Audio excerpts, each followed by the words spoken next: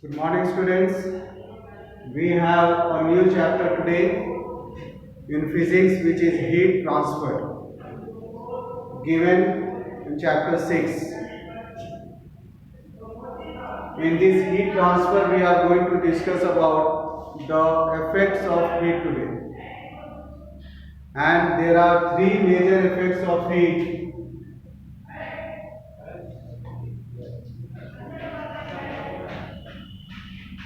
They are change in temperature of a body,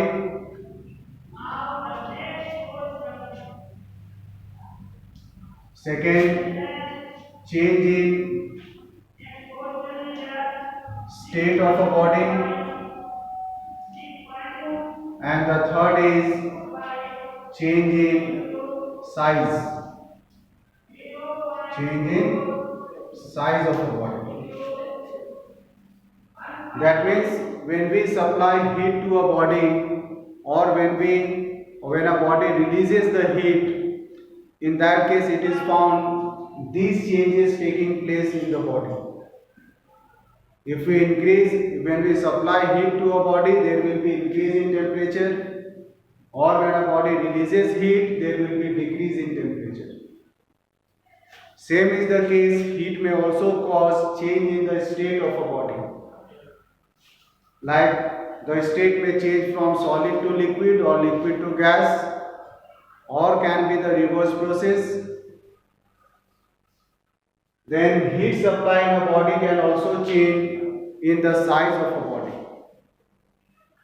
We can first see the change in temperature of a body. Change in temperature on a body depends upon two factors. First is the amount of heat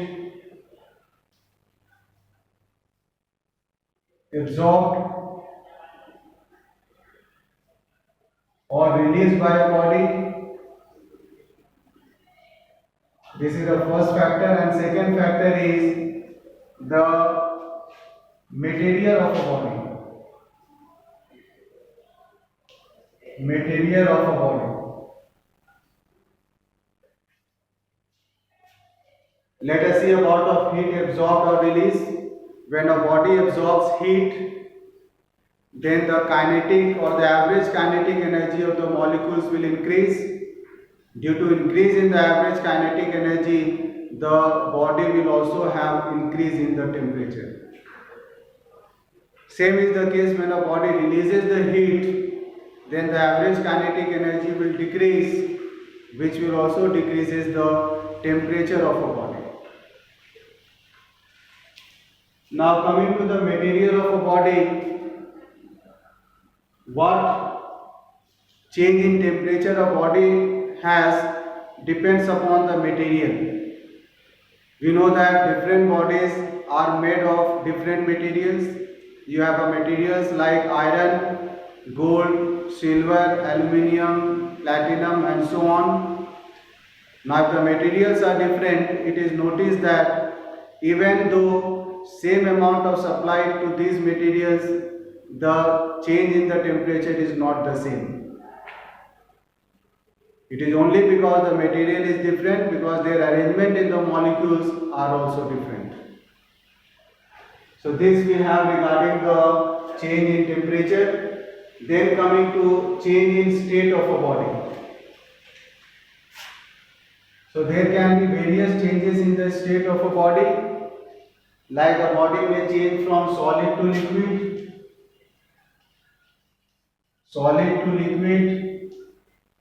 on absorbing heat, and this process is called melting.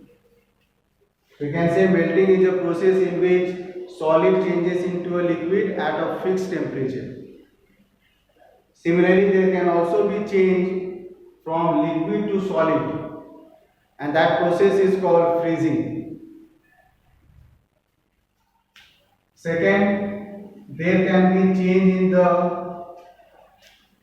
substance from liquid to gas on absorbing heat, and this process is called boiling. boiling or vaporization.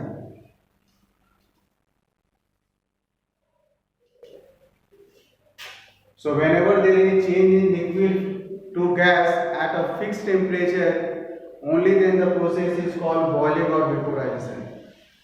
Because there can be other way also where the liquid may change to vapor or gas. In that case, the process will be, and if this change takes place at any temperature, then this process is called evaporation. So you should not get confused between the boiling and the evaporation. Both are the process where the liquid will change into gas, but in boiling it takes place at a fixed temperature, and in evaporation it takes place at any temperature. Then we have, same is the case, we can reverse the process where gas can be changed into a liquid state, and this process is called condensation. Third process we have where the solid can directly changes into gas after absorbing heat, and this process is called sublimation.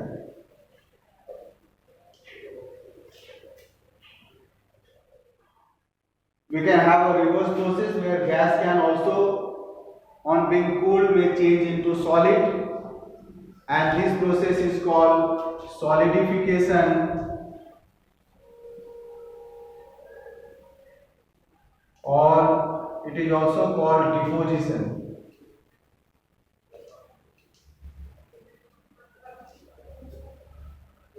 Now coming to change in size.